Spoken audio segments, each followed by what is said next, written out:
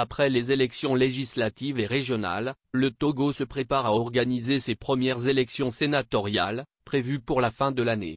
Le colonel Odabalo Awate, ministre de l'administration territoriale, a confirmé le lancement du processus électoral. Une note du ministre au maire, relayée par les préfets, informe sur l'évolution des préparatifs.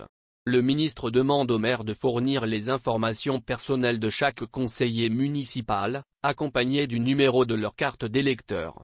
Ces informations sont cruciales pour la Commission électorale nationale indépendante, CENI, afin de constituer la liste électorale des grands électeurs pour les élections sénatoriales de 2024. Les informations doivent être soumises avec un formulaire dûment rempli et accompagné d'une photocopie de la carte d'électeur. Les documents doivent être envoyés au ministère au plus tard le vendredi 7 juin.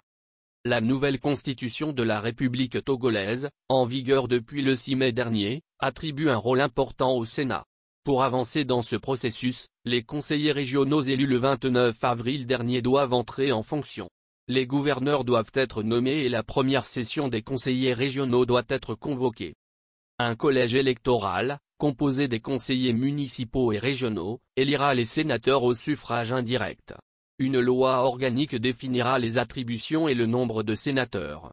Selon cette loi, 2/3 des sénateurs seront élus par les conseillers régionaux et municipaux, et 1/3 sera nommé par le chef de l'État.